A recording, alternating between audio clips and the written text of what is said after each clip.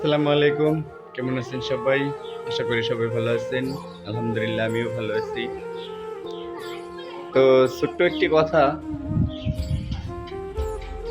তো এক কোটিপতির একটা ছেলে ছিল। তো সেই ছেলেটাকে স্কুলে ভর্তি করাই দিছিল। তো ছেলেটা অনেক টাকাওয়ালা ছিল। তো স্কুলে না গিয়ে সব সময় মাস্টারকে টাকা দিত আর হাজিরা দিয়ে আসতো। তো একদিন হঠাৎ করে যখন ওর পরীক্ষা আসে, পরীক্ষার সময়ও মাস্টারদের টাকা দিয়ে পাশ করে। তো টাকা আছে সব সময়, টাকার জোরে সবকিছুই হয়। তো একদিন হঠাৎ করে ঘুরতে ঘুরতে একটা সুন্দর বড় একটা অফার আসে যে একটা পরীক্ষায় পাশ করতে পারলে তার মাসের স্যালারি থাকবে ৮০,০০০ থেকে ১,০০,০০০ টাকা। তো এখানে সবাই যায়। তো সেই ভদ্রলোকের ছেলেটাও যায়।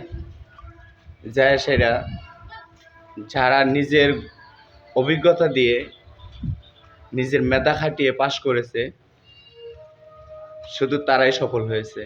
আর যে টাকা দিয়ে গেছিল সে সফল হতে পারেনি। কারণ সব জায়গায় টাকা দিয়ে সব কাজ হয় না। তো একটা কথাই বলবো যে নিজের মেধা খাটিয়ে, নিজের শক্তি খাটিয়ে, নিজের মাথার জ্ঞান খাটিয়ে যদি কোনো কিছু না করতে পারো, টাকা দিয়ে সব জায়গায় গিয়ে নিজের সফলতা অর্জন করো না।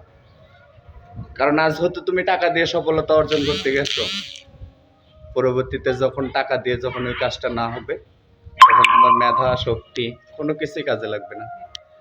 সো টাকার চেয়ে নিজের ভিতরে থাকা আবেগটা জাগ্রত করো, মনটাকে শক্ত করো, মনের ভিতর থেকে মেধা খাটাও, দেখবে তুমিও একদিন সফল হবে। কারণ টাকা দিয়ে যদি সবকিছু করা যেত, তাহলে মানুষ টাকা দিয়ে সবকিছু করতো, নিজের মেধা খাটাতো না। তো তুমি যদি সফল হতে চাও, তাহলে নিজের ভিতরে ঘুমিয়ে থাকা সেই মনটাকে জাগাও, তুমিও একদিন সফল হবে। ধন্যবাদ।